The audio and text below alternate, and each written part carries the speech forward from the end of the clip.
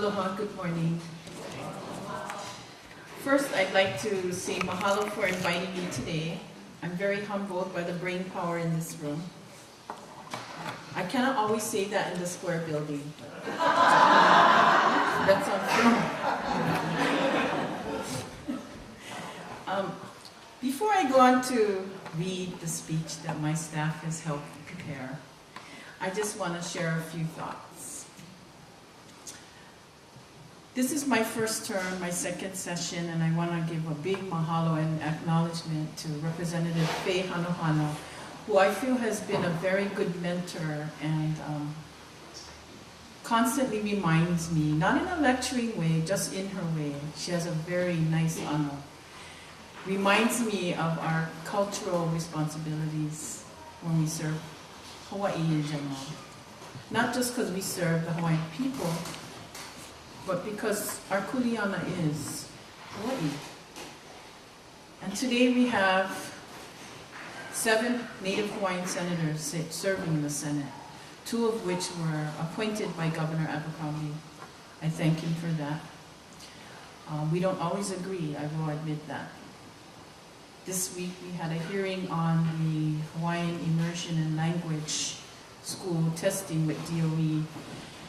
And as the hearing went on, I sat there and Senator Kahele shared some thoughts. He started to well up and had to take a breath. Tears started rolling down my face. If people could know what I was thinking, they might not have thought that I was crying out of sadness, because I wasn't. First of all, I was very proud of the Hawaiian children that come to the Capitol, any keiki that come to the Capitol. Also proud of the teachers and staff that came to advocate for what is very important, especially in test scores in the DOE, and fighting for what is right and how it should be applied properly so the students do not leave the testing feeling bad about themselves. That was the biggest, I think the most impressive thing that was shared in the briefing that Representative Hanohano hosted, when the children shared that they did not feel good about themselves after leaving the testing. That stuck with me. But as Senator Kahele was speaking and asking about whether they are competitive in English speaking, preparing for English speaking higher ed, tears started rolling down my face because I sat there. I was very proud of them, but at the same time I thought, our people are still begging, it seems like. Begging, asking for what we should have automatically. Hawaiian language is an official, recognized language of this state. And as one of the testifiers said, it's not Monday's official language, it's not Tuesday's official language, it's every day. So that's why the tears were rolling down my face, and some of the people in this room were there, and it was it was mixed feelings, pride, but at the same time, how come we still sitting here going through this? But thank you for all those that advocate for the Hawaiian language. This morning when the children were doing their olelo, our language is really beautiful, melodic, rhythmic, and it exemplifies the essence of who we are as a people. Loving, caring. But as a discussion I just had last night informally, somebody asked me, and before I say this, I grew up a Molokai.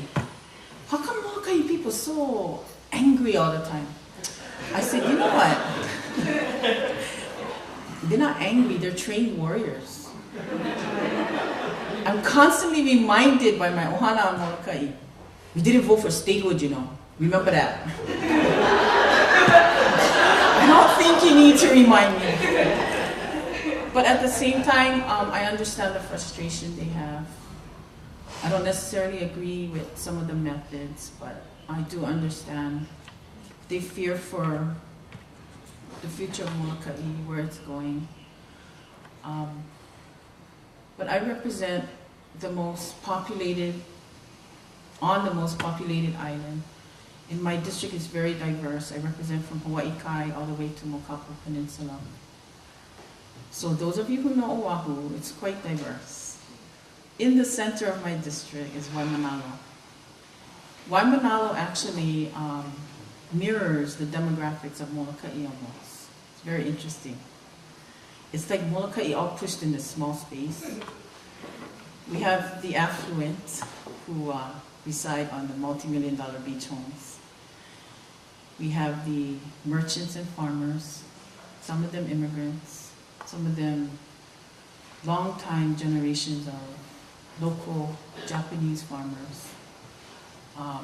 We have those that choose to do chicken fights as their occupations.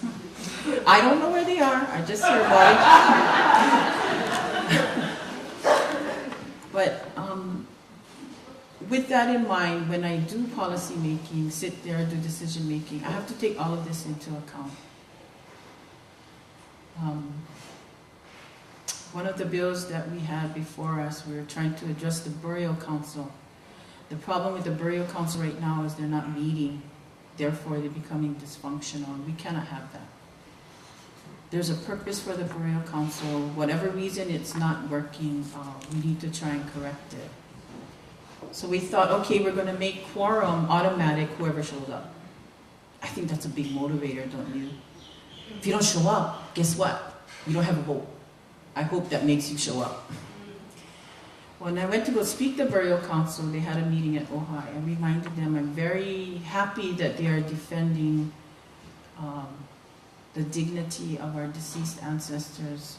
But please, when you make decisions and actions, you need to know that we also have to support the living Hawaiian today. There are many people not working. And as I walk the district, I find it unacceptable to let poverty continue among our people. They're not working, keiki not eating. So I reminded them. Because during the holidays, that's what I saw. And one of the examples is the controversy in kind of about Target. For me, it's not a controversy. Had it been a pristine open spot, never built on it, then there would be a problem. But here we have a wholesale discount store that was there for over 40 years. Yes, it is a mainland company, corporate company coming in to build another store. But not only are there construction jobs going to happen, but 230 entry-level retail positions, which I hope our community will be able to fill. Why? Because we need jobs. This is the kind of dichotomy that as a legislator today, as a Hawaiian legislator, we have to consider. What is the good for all? The work was stopped because two legislators in the district decided to send a letter to Target reminding them, quote unquote, of the EV or bone discovery laws. The reason I was upset and refused to sign it, because they had not found bones yet. To me, that is a misapplication of the law. You're exploiting our law. You're not supporting it. And I told them, if they find EV, of course I expect them to follow process. Till this day, they did not find EV on the property. 7 months later, nothing is happening. I will admit in the legislature, they have not addressed anything to do with global climate change. I'm sorry. Oh, I have a time limit. We are trying to address energy and environmental issues, but I hope from this symposium you will come to us on the off session and educate us more on what's needed. In the Senate, my mentor as far as international relations is Senator English, who travels extensively in the South Pacific, and he's talked to me about the global change and how it's affecting the rising sea levels. I was quite surprised this summer when I went to Maui how dry it's gotten. I hadn't been to Maui in years. It's very scary. We also went to Waimea. I didn't realize I was in Waimea. It was so dry. This is scary, very scary. And one of the high priorities in the Senate, as well as the governor's priorities, is to protect watersheds, identify and protect watersheds. And on the same token, we have people in the city trying to put a landfill where a watershed is in Waimanalo. Of course, my response to that is, as long as I'm senator of that district, that is not going to happen. So, with that said though, I'm sorry that Chair Galutario could not be your speaker today. He was really the first person asked. For some reason, I'm not sure if he was tied up, he could not make it. But I don't profess to be an expert on environment. I'm just a working mother, basically. People who know me, I'm the grassroots community person that got elected and nobody thought would get elected, but I got elected. And I thank my community for that because really they gave me permission to help them. But as the Vice Chair of the Senate Standing Committee on Native Hawaiian Affairs, I can speak on behalf of the members that our commitment to the environment is strong. We see a number of bills come through Hawaiian and water, land, housing, of which I'm also a member, that deal with issues you are focused on today. There are a couple controversial bills that are in the water, land, that is to help promote development, I won't lie, for several reasons. And people, I have a lot of environmentalists in my district and they write to me pretty angry emails. The world we work in is not always pretty. But I think, especially on Oahu, we have to decide, we cannot stop building. Why would we do that to future generations here? If we do that, they won't be able to afford to stay here. Do we want our keiki to leave? Do we want our grandchildren raised somewhere else? No. We have to take a serious look at supporting high-density building. And the reason I say that, I probably wouldn't have said it 10 years ago, but if we want to commit to preserving open spaces and agricultural lands, we have to take a serious look at high-density building. We cannot take the option for young families to create their own futures away from them. If we take the inventory of purchasing homes away from them, they will leave. Why would we want that? We don't want, especially the Native Hawaiian families, to move away. Then we need to create programs, we need to create policies that support them being able to have options to stay here. Those that scream don't build, they have what they have. I have what I have, too bad for you. That's basically what it is. I have my big lot on the beach. I'm sorry you don't, but I don't want any more building. We cannot have that. We cannot. And the challenge in the legislature truly is finding the balance. I have been criticized for questioning some exemptions, and a lot of exemptions are being requested in the bills to speed up building. Some are maybe okay. Some not okay. So hopefully some of you in this room will be watching the bills as we move through it. But please keep that in mind, that when we consider it, I am looking at the future for young families. I don't want, not everybody can farm. Not everybody can, not everybody lives on homestead. Not everybody lives in an affordable place. We have to really consider that. Do we want our children to stay and thrive here? One of the well-known measures this year is SB 2511, Environmental Protection Single-Use Checkout Bags. Most people want to do their part to reducing the negative effects of our environment. This is a common sense solution, obviously. Most of us already have a number of reusable bags.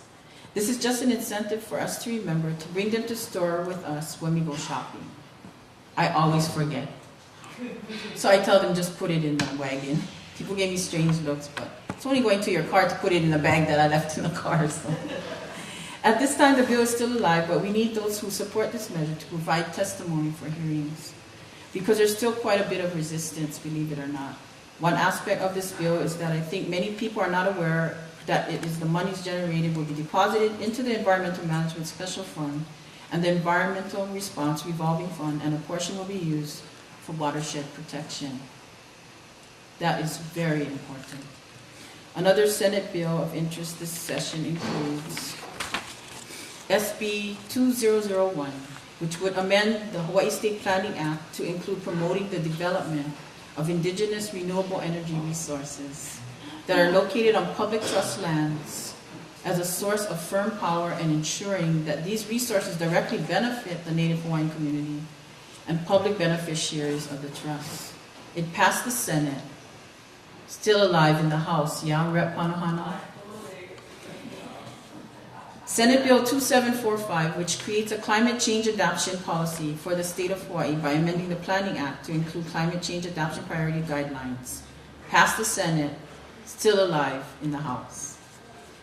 Senate Bill 2785 establishes a regulatory structure for the installation and implementation of an inter-island high-voltage electric transmission cable system and for the construction of an on-island transmission infrastructure, passed the Senate, still alive in the House.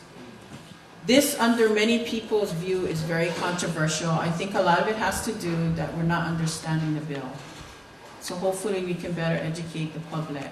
I'm actually hosting a clean energy fair next week in Waimanalo at the National Guard Training Center. In fact, Kikoa Kaluhiwa is one of our speakers speaking on wind power. We also have Rep. Thielen who will be speaking on wave energy. We also have representatives from the seawater air conditioning systems for high density areas and other speakers. So I hope if you folks can make it, please come out. It's worth the time to come out and learn, which is part of my purposes for doing it because I need a lot of learning too. On a more personal level, one of my initial moments of enlightenment about Hawaii's future and alternative energy was when I recently, as soon as I got elected, I was able to participate in the Senate contingency that was able to go to Taiwan. And it's really ironic that I had to go to a foreign country to realize we're not doing enough. Taiwan is very similar to Hawaii. It's an island nation, volcanic. The terrain is very similar. And when we were there for a week and when I came back, I realized we never used a disposable chopstick. That's pretty significant in an Asian culture. And I do remember seeing people with their cases and their reusable chopsticks. Didn't think anything of it until we came back. But think about it. They have, I think, 3 million people in Taiwan. And we never used the chopsticks. When we went to McDonald's, they had compost, paper, and plastic disposal drops. We don't even have that in Hawaii. I think that would be a good start. They also don't have landfills. They incinerate. That, to me, I think is one of the biggest sins, especially on Oahu, that we are not properly disposing of our opala. Where is it going? I think it's going out there somewhere and in our water systems. I think that enlightenment came because I also saw a lot of open areas, and they're doing more high-density building, more closer together. They have the same problem of importing 90% of their produce. Though they have rich farmland, they're trying to reverse that. Of course, Taiwan's government has a much more powerful way of changing laws than we do, but at least the effort is there, and they're going in the right direction.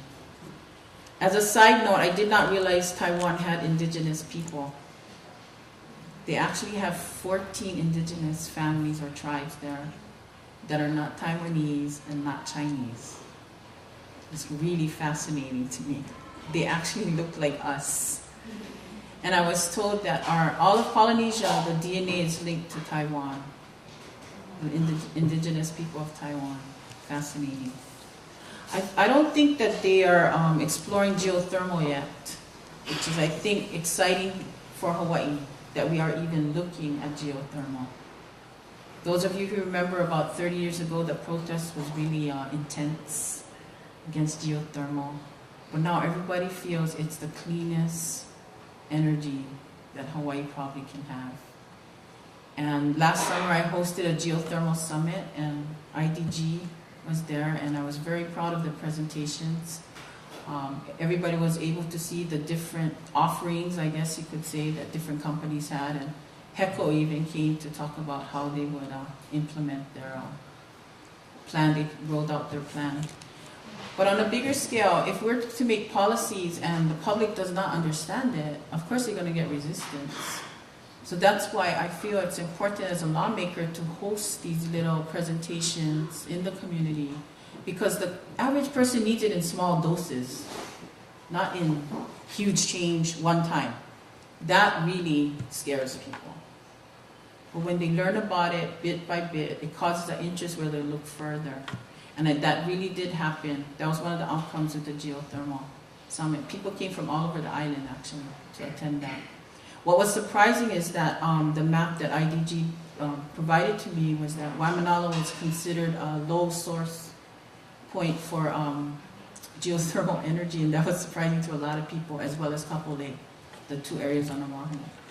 Exciting if that is true for Waimanalo, of course, especially if the benefits will benefit the community, not only financially, but as a matter of providing resources for the state. I also organized a presentation last February where the Marine Corps Base Hawaii came to share what they are doing.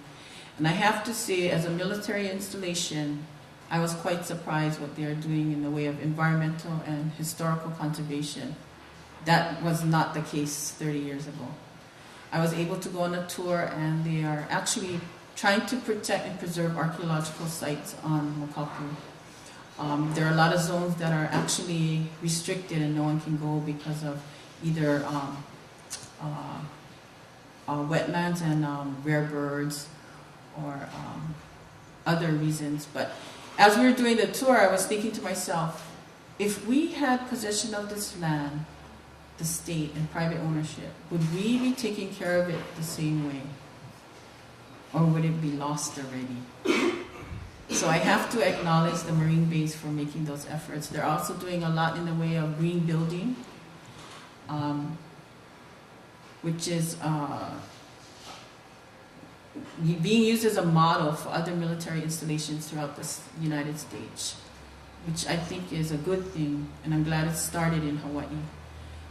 They've invested a lot into it, and it's made significant differences in their energy output and usage. So with that said, I think as a lawmaker and someone who does not hold a chairmanship for a committee, and as a freshman senator, I think my service right now, as far as educating the public on clean energy options and what changes we need to make, what small changes in our lives, is to provide presentations and venues where people do hear presentations to get educated. In Waimanalo, we have a company called Sweet Home Waimanalo, very unassuming, who's doing very good business now that people know what they're about. They try to provide on their menu made in Hawaii or made in Waimanalo items. They have a rooftop garden. But they also, every 5 weeks, they show documentaries at their company in the back, and it's all about conservation. And you have a dinner and homemade brewed beer, which my husband enjoyed. Because he wasn't excited about a lecture and a documentary, but when he got there, he was okay. But the one film we went to go see was called Flow, The Access to Fresh Water, the Global Crisis. And it was a real eye-opener. I stopped buying bottled water for my office. I know it's a small step, but for me, that was kind of a big deal because it was a big habit of mine to keep buying. Now I try to use a reusable receptacle, but it's those little things that we can do as individuals. And hopefully I can keep learning and growing with my community as well as what we can do to help. But thank you for all of you that are working on this, and I really want to acknowledge IDG because they pressed hard last session. They did their work. We call it lobbying. Some people call it educating. But had they not been aggressive in what they did, I don't think people would have paid attention, to be honest with you. And their presentations where people realized, oh, whoa, we better start paying attention to this. These people are serious. So thank you for that, Mili, and your company. And if anybody has any other questions, what it's like in the Capitol, I'm open to a couple questions. No questions? Thank you. Aloha.